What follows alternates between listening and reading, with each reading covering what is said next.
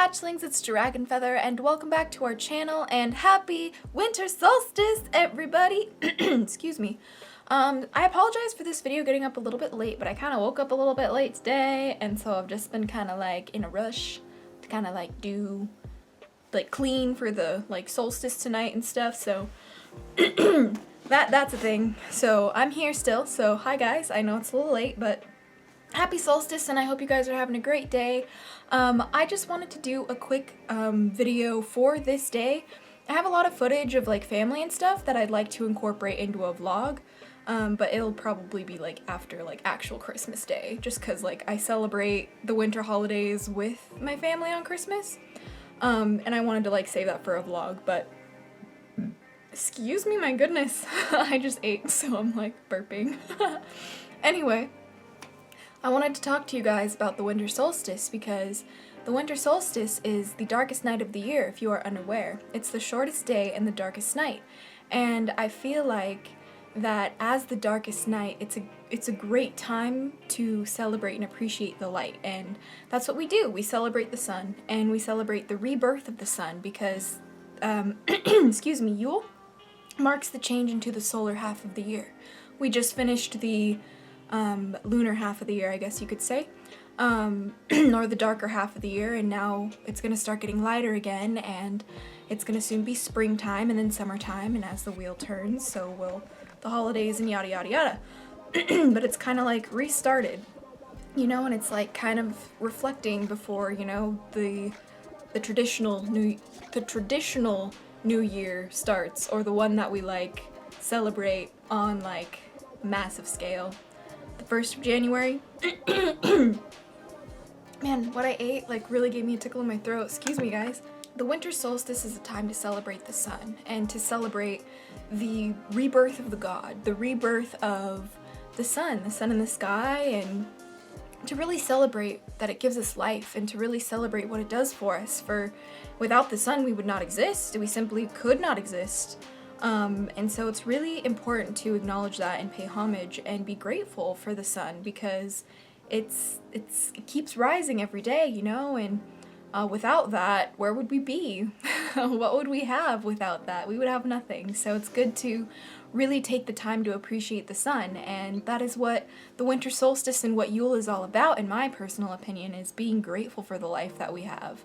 In the darkest night, we are grateful for the life that we have.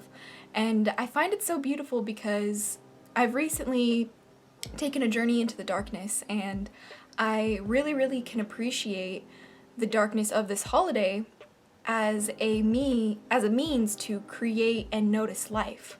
For even in the darkest parts of us, that is where our truest light is able to shine the brightest. And I find that so beautiful, and I find that so true and relevant.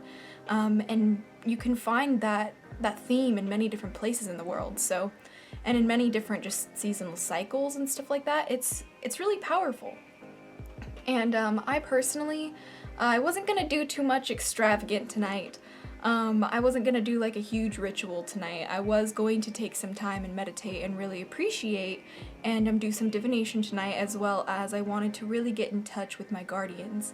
And I'm really starting to prepare the new year, and I'm turning 21 next year, you guys. It's a big deal, and I'm like, it's like just now like hitting me, you know? You're like, oh, you're gonna be 21 in like less than a month, so just so you know, holla at that. So it's pretty exciting, and I'm going to do a dedication ritual with alcohol for the first time by myself for my 21st birthday, and that is going to be amazing because the only way I really want to use like alcohol is for sacred practice and for making like potions, because I feel like wine is a good base for potions, and I feel that wine is like the only thing I'm like interested in consuming, because I just feel like hard liquor is just like ridiculous, and then, you know, like beer is just cat piss, so I'm not down. But what I do have to say is that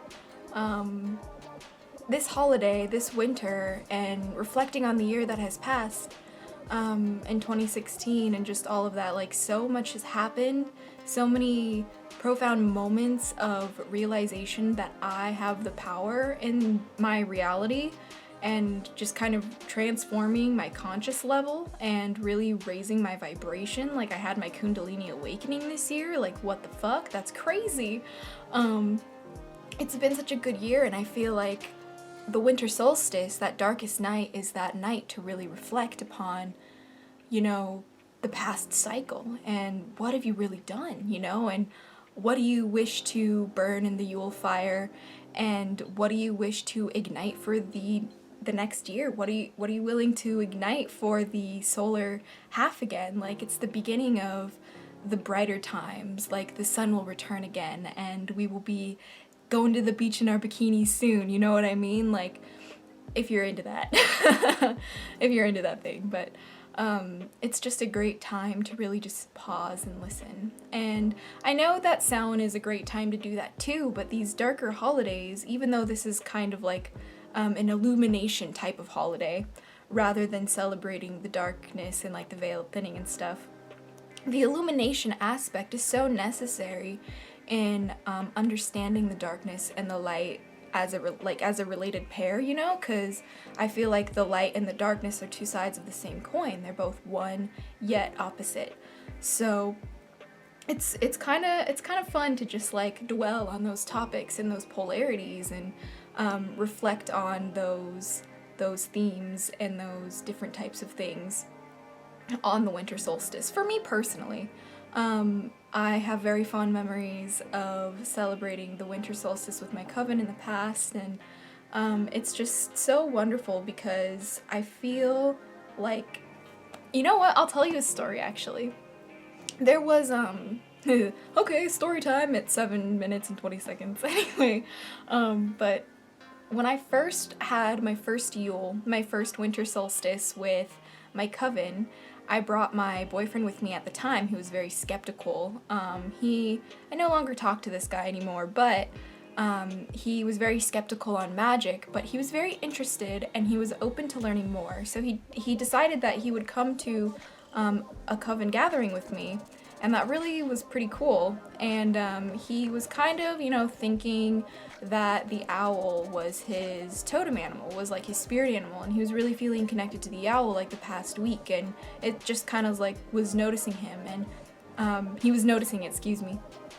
And we go into the ritual room, and they pass around a charm cake. And if you don't know what a charm cake is, it's something that you bake for Yule, and it's you bake little charms in it, in the actual cake. So usually they're like little metal charms, and you gotta be really, really careful when you eat it because you could swallow them and you could choke and it's bad.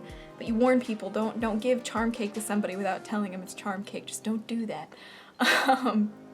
But the new charms are supposed to represent like a fortune, or like a vision.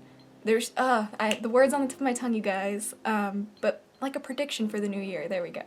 And depending on what you get in your charm cake will depict what your new year will look like. So they baked a bunch of different types of charms into the cake, and as we were taking slices and eating them, my boyfriend at the time bit into it and pulled out an owl of his mouth, and trippy as fuck because I was still very new to the craft. It was like, oh, it might not have been my first Yule there. I think it was my second Yule. Yeah, it was my second Yule with the coven, I think. And after he pulled that out, he was just like a firm believer. He was just like, whoa, like that was magic. And I was like, yeah, that was magic. The universe was just like, hey, synchronicity in your mouth, it's an owl. But it was just kind of like a really fond memory for me, because seeing magic prove itself to someone so skeptical before your very eyes is very, very enchanting to experience. And it really just kind of made me discover, you know, the magic of Yule. And I've never made a charm cake before, but I definitely want to. I don't really know how to go about that, because I'd only want to use something that could, you know, not melt in the cake, is non-toxic. Maybe not too small, because like when you cut the cake, sometimes you can like see the charm and you're like, oh, it's not fun anymore, I saw the charm. But if you can like strategically bake them and cut the cake accordingly, I don't know, it's an experiment. If you guys would be interested in me attempting to bake a charm cake that I, you know, discovered through my coven, let me know.